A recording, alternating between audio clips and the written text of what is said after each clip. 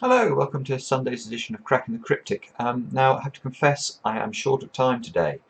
So I've selected this video because it's been requested by a viewer who put it into a solver, and the solver apparently said that it didn't require any difficult techniques at all, but the person who sent the video in still found it difficult. So they want to know how to finish it efficiently. So I'm hoping that because it won't require me staring at the grid for hours and hours, I hope that this will be a smooth solve where we can show off some decent technique and how decent technique gets you through the puzzle. Now, if you want to try the puzzle yourselves, just click on the link under the video and that'll take you to our software and you can have a go. And with that, I will have a go. Now, start with ones. Why not? We'll try and go in order today. So one's in one of these two squares. Not seeing much more with ones. Let's go to twos. We can place a 2 here because of the 2's in these squares. Look, so that's a 2. 2 in one of these squares in the bottom as a result of the 2's there and there. I will try and pinpoint where I'm why I'm able to put in numbers. So these 2's here and this 2 at the bottom lock a 2 into this square in the central 3x3. That means there's a 2 in one of those two squares.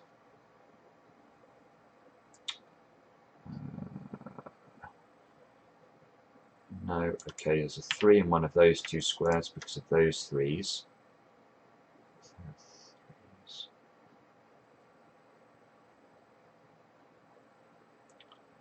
No, not seeing anything more with 3's. All of the numbers seem to be offset.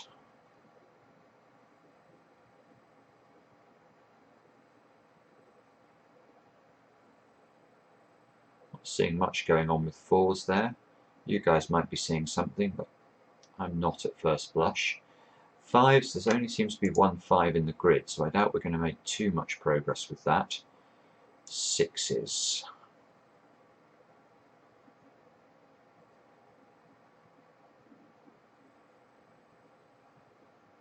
Wow. Oh no, there's a 6 over there. I missed that 6. Okay, let's have a look at this 6, see if that impacts. Yes, okay. So that locks a 6 into the centre in one of these two squares. And now there must be a 6 here because of the combination of those 6 positions. This is the only place a 6 can go at the top. Pencil mark some 6's into this top left box. These 6's interact. Force a 6 into one of those two squares as well, and that's going to give us another digit. So now these two 6's here and this 6 interact on this bottom right box and force a 6 into this square. Oops, must be a 6 in one of those two positions now. Just noticing the 8 there, that's also going to lock in an 8 in one of those squares. Okay, but let's stick with the order. So 7's now. Yes, this 7, there's only one 7 in the grid, but it does have a little bit of power on this top left-hand box. Look, forces a 7 into one of those squares. 8's now, these 8's interact. Force an 8 into one of those two squares. In this top box here. That means there's an 8 down there. And there's a little bit of logic we can do with this 8, look. Now this 8 doesn't do a massive thing, but it eliminates an 8 from that square. So you can now see that the 8 in this bottom left 3x3 block must be in one of those 3 squares. Now I'm not going to pencil mark it, but if we scan across, we see that the 8 in this 3x3 box is in the same 2 rows of the grid. So I suppose what we need to think about is where can we put an 8 along row 7. It's not going to be here. It can't be in either of these two squares because of the 8's we've pencil marked. So there's actually only one square where the 8 can go, and that's that one. And this is nice now because we've got our pencil marked 8's into those two squares. So up in this box, where can an 8 go? Only in these two squares, and that marries up with the pencil mark 3's that we've already positioned and this 8 over on the left. So now we're able to go 8 into here, 8 unwinding our earlier pencil mark, And this square must be a 3, unwinding our earlier pencil marks. It must now be a 3 in one of these two squares, because of the 3's here and here. Just staring at this for a moment, just give me a second. Yeah, okay, now this 4, all of a sudden, that becomes quite powerful as well, doesn't it? If we look at this box and ask where a 4 can go, well, it's going to be in one of those two squares. And now we've got 3's and 4's pencil marked into the same two cells in a box. So it's simply not possible for this square to be a 2 anymore. If I put a 2 here, the implication of our pencil marks is I have to put a 3 and a 4 into this one square, which is clearly not possible. So eliminate the 2 here, that means the 2 moves upwards, it must go there. Pencil mark 2's into those two squares. 4's and this 4 here mean there's a 4 in that square. That's the only place a 4 can go in this box. Now these 4's interact, obviously, that places a 4 here, here, and pencil marks a 4 over on that in this block here. That's this 4, and this 4 interacting. Okay, there was a flurry of activity there that was reasonably good, wasn't it? Now where can we put a 1 along the top row? Because of this one down here, there's only one square left. It's going to have to go there. And now, 1, 1, 1, down here, there's only one position for a 1. That's going to be there. Pencil mark 1's into these two squares. Complete row 1 of the grid by adding the 7 that's missing. These two squares, because we've got this 3, 4 pair, these two squares must be 1 and 9. And there's a 9 here, look. So in fact, we can write those in. That must be a 9 into that square, and a 1 into that square. And the only challenge we have now is to make sure we use all of this information as much as we can, because these 9's and this 9 here now force where the 9 goes in this 3 by 3 block. It can only go into that square. And now these 9's interact and force a 9 into one of those two squares. So we've now got a 2, 9 pair here, which means this square must be a 7 to complete the box.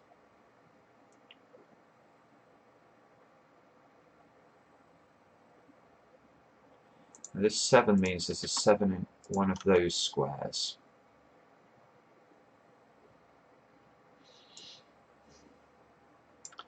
If we look along this row, things to watch out for.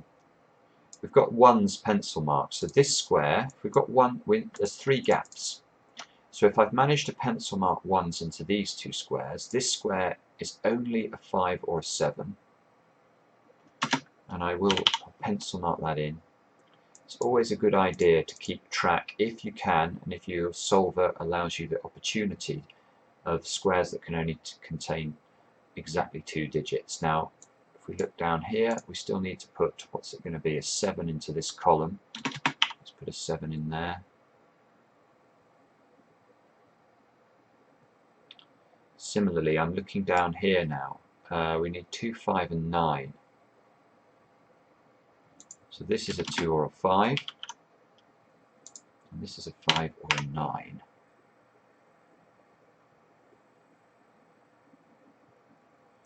These 3 squares are 2, 5 and 7 in some order.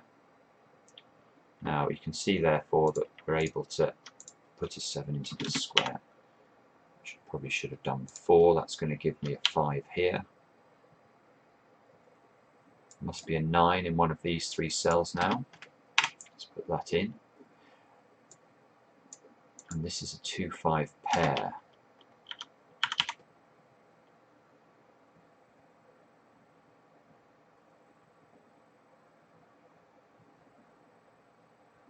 I'm going to have a look down this column because that's obviously got a lot of digits in it. We've got 6 digits in this column.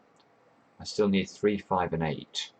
So this square is restricted because of the 8 here to being a 3 or a 5. You can see that from these pencil marks as well. This square can only be 3 or 8. This square can be, I think, 3, 5 or 8. And again, I don't want to look for anything complicated here. All I'm doing is trying to label pairs.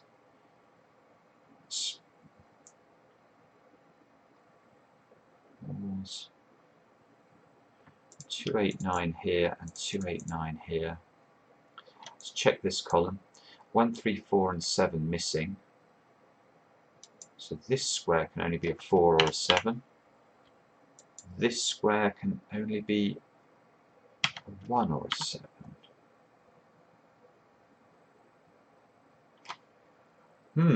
Okay.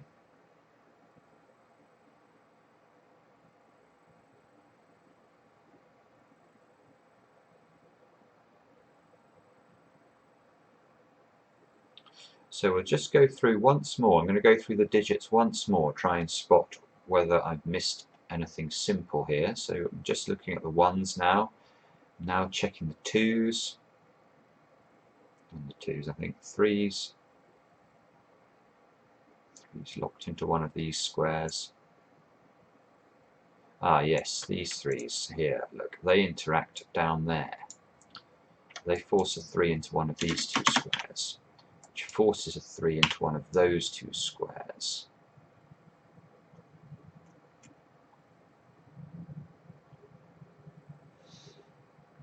Now, is that interesting or not? Oh, hang on, I've just noticed something.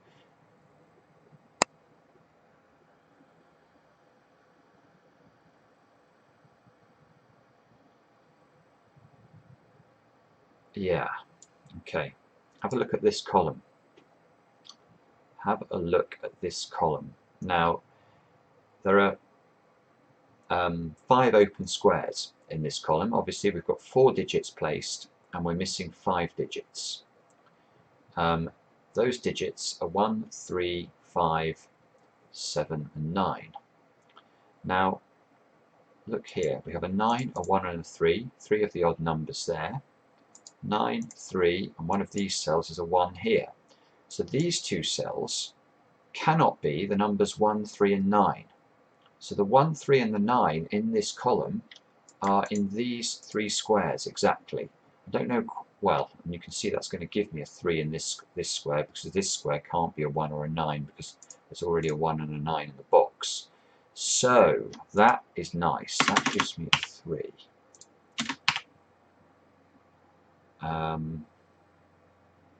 So this square can only be a 1 or a 9 now. Let's put that in.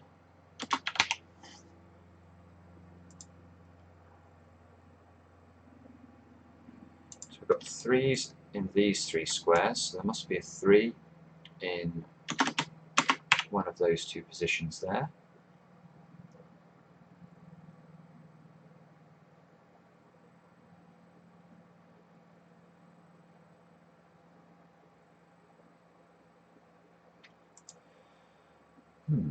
It's 2, 5, 6, 8.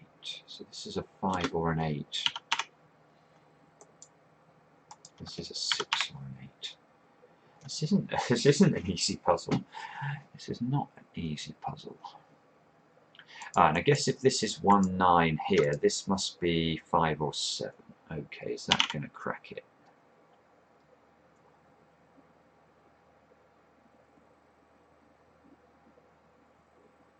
No.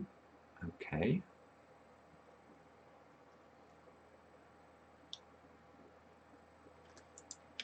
So this row,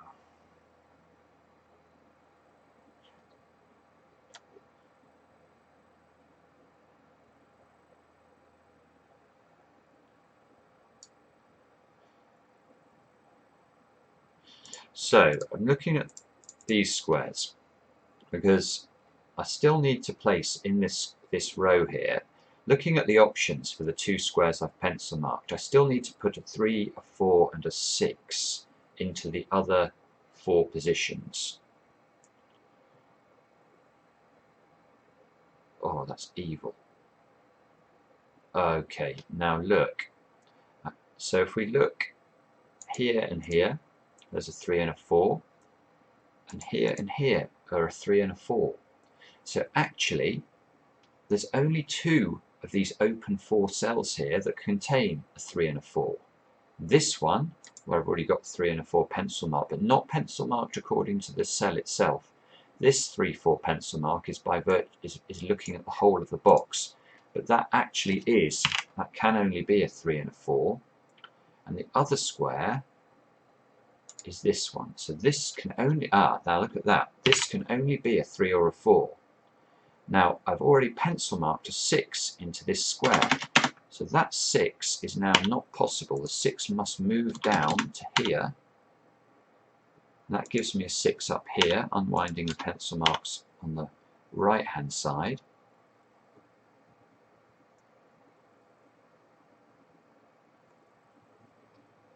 And this square here must be 1, 5 or 9, I think. Well, there's a 9 here, so this is a 1 or a 5. Oh, good grief, look, there's another 3-4 pair now here. Okay, this puzzle is a lot more complicated than I was expecting. Okay, hoping for a quick video, already up to 16 minutes. So, 3-4. Now, this 3-4 pair here means this square at the bottom, that can no longer be a 3. Let's get rid of that as an option. The 3 must go here now. Now look, when I place the 3 here, I'm taking the position of a pencil marked 8, so that I'm going to be able to go 3, 8. That must mean this must be a 5, just unwinding the column.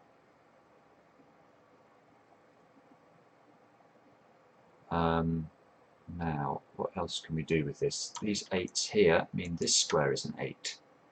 When I place this 8, I'm taking the position of a pencil marked 7, so I'm going to be able to put the 7 in here as well. This square can't be an 8 now because there's an 8 in the box already, so this must be a 6. That means I unwind the 6, the 1 and the 9 at the top, so maybe we're now on the home straight. This square must be a 5, this square must be a 9, this square must be a 5, this square must be a 1. Okay, yeah, now we seem to be making more efficient progress. This must be a 7 to complete the column. 7 and 7 here mean this is a 7 to complete that box. It's the only valid position. This is now a 1. Wow, okay, and this square here must be a 3 and a 4. We still need a 3 and a 4 in this column. There's a 4 here. So that's a 3, that's a 4, that's a 4, and that's a 3. This must be a 1. Over here we still need to put a 9 into this box. You can see we can now do that with a 9 and an 8 like that. This must be an 8 now. This box needs an 8. So 8, 3 and 4. Goodness. This 9 means that this is resolved. 9 and 2, 2 and 5. Now hopefully we're looking for 5, and what's it going to be? Is it 5 and 7 to complete this box? 7, 5. Check. Yes. So, okay, that was more complicated than I thought. Be interested to know from you guys. I think I've missed something on that puzzle. I made a meal of it, but c'est la vie. Hope you enjoyed it anyway, and do subscribe if you enjoy the content. We really appreciate it. And I'll be back soon with another edition of Cracking the Cryptic.